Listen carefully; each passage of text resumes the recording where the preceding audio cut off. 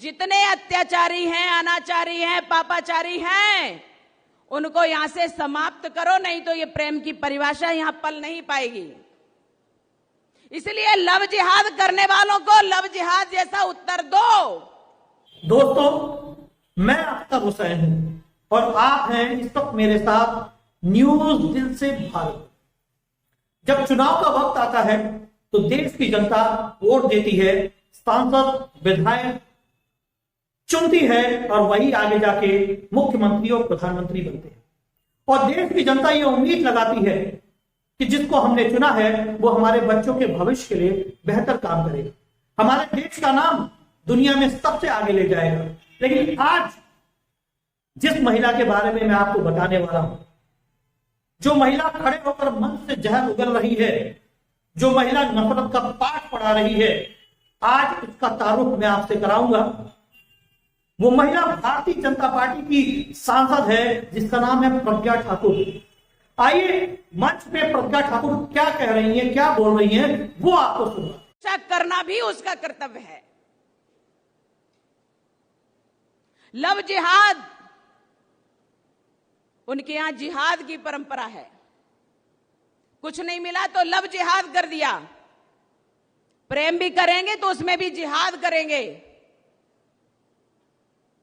तो हमारे यहां भी प्रेम किया जाता है, भगवान से किया जाता है। सन्यासी भगवान से प्रेम करता है, लेकिन सन्यासी कहता है कि भगवान से प्रेम करते हैं, भगवान की बनाई हुई इस दुनिया में जितने अत्याचारी हैं, अनाचारी हैं, पापाचारी हैं, उनको यहां से समाप्त करो, नहीं तो ये प्रेम की परिभाषा यहां पल नहीं पाएगी। इसलिए लव जिहाद करने वालों को लव जिहाद जैसा उत्तर दो।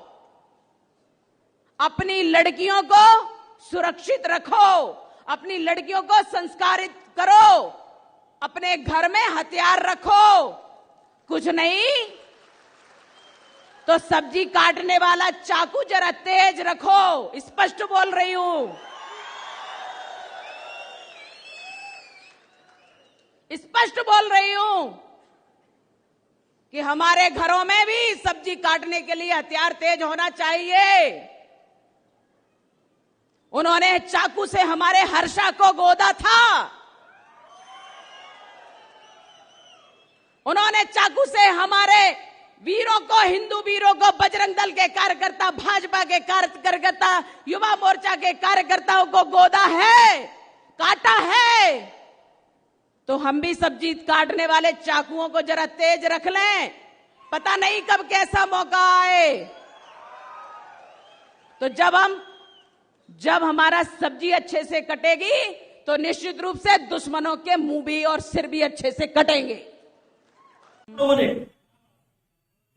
ये है प्रज्ञा ठाकुर, जो भारतीय जनता पार्टी की सांसद, जो मंच से खड़े होकर हथियार रखने की बात कर रही है, जो मंच से खड़े होकर वक्त आने पर सर कलम करने की बात कर रही है। अगर यही बात अल्पसंख्यक समुदाय का कोई व्यक्ति अगर कर देता तो आज उसके ऊपर यूएपीए लग जाता, उसको जेल भेज दिया जाता, उसके घर पर बुलडोजर चला दिया जाता। लेकिन ये भारतीय जनता पार्टी की सांसद हैं, इनका बाल तक बाका नहीं होगा। मुझे लगता है कि ये कानून और संविधान से ऊपर है, इनको कोई टच तक नहीं करेगा।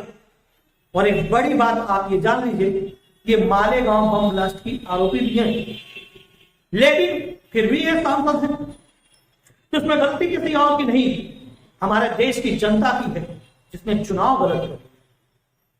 जो मालेगांव बम ब्लास्ट की आरोपी हो सकती है, वो नफरत के अलावा और कौन सा पाठ आपको पढ़ा सकती है?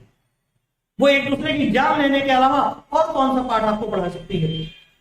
और एक बात और मैं अपने देश की आवाम से कहना चाहूंगा, जिस भगवा को लेकर के तमाम बवाल मचता है, वो भगवा बहुत ही पाक है, बहुत ही खूबसूरत है और बहुत ही सुंदर है। लेकिन उस भगवा को अपने तन पे चढ़ाकर नफरत बांटना, नफरत बोलना, एक दूसरे की जान लेने की सलाह देना, जाति धर्म मजहब के बीच में लड़ाना, ये भगवा का अपमान है जो साध्वी प्रज्ञा ने किया है। लेकिन मैं अपने देश की आवाम से कहना चाहूंगा कि साध्वी प्रज्ञा ने जो कहा है वो उनका अपना स्टेटमेंट है, लेकिन हमें और आपको चाहिए, इस देश की जनता को चाहिए कि हम लोग गंगा जमनी तहजीब को बनाए रखें।